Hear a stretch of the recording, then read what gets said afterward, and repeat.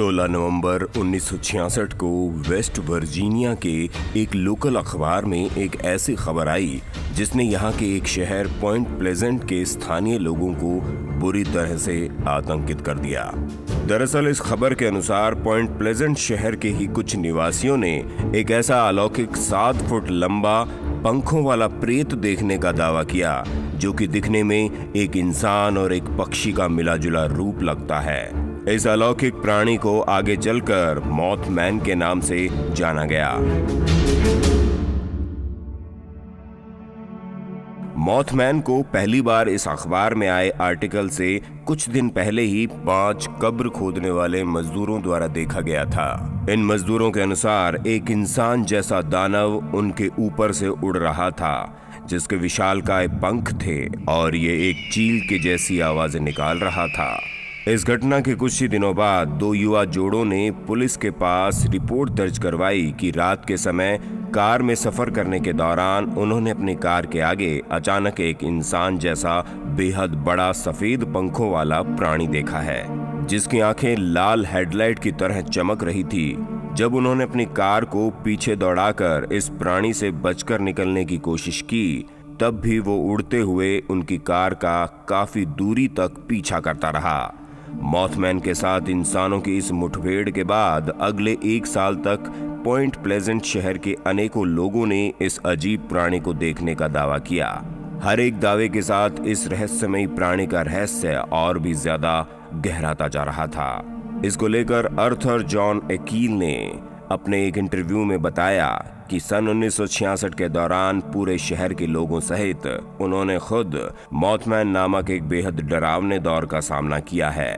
पर साथ ही जिन लोगों का सामना मॉथमैन से हुआ उनमें से कुछ लोगों का ये भी कहना था कि इस दौरान उन्हें ऐसा नहीं लग रहा था कि वो किसी प्रकार का नुकसान पहुंचाना चाहता हो, बल्कि ऐसा लग रहा था कि मानो वो आपके साथ बात करना चाहता हो। जल्द ही मॉथमैन की इस डरावनी और रहस्यमयी कहानी का अंत 15 दिसंबर 1967 को हो जाता है जब शहर का सिल्वर ब्रिज अचानक टूटकर नीचे गिर पड़ा जिसमें 46 लोगों की दर्दनाक मौत हो गई।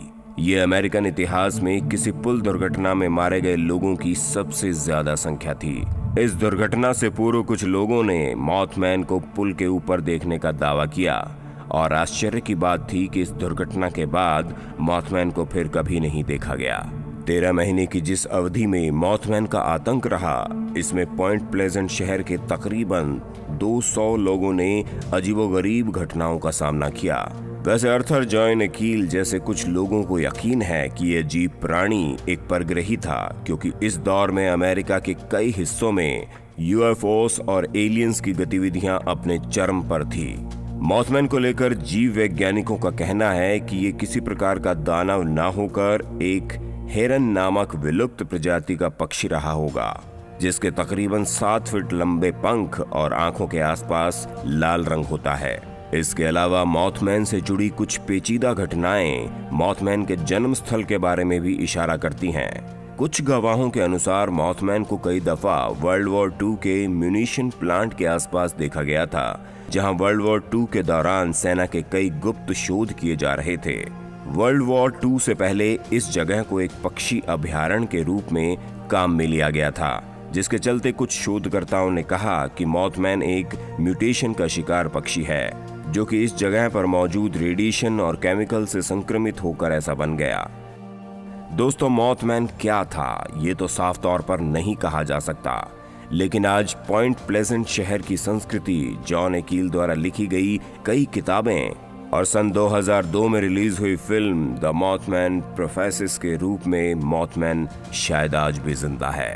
अब पॉइंट प्लेजेंट शहर के लोग सन 2002 के बाद से एनुअल मॉथमैन फेस्टिवल की मेजबानी करते हैं जिसको देखकर ऐसा लगता है कि मानो मॉथमैन का डरावना इतिहास अब यहाँ के लोगों के लिए एक जश्न की वजह बन गया है। खैर, आपको क्या लगता है? क्या इंसान और पक्षी का ये मिला जुला रूप वाकई में कभी अस्तित्व में रहा होगा? आपका जवाब हमें कमेंट करके जरूर बताइए। धन्यवाद।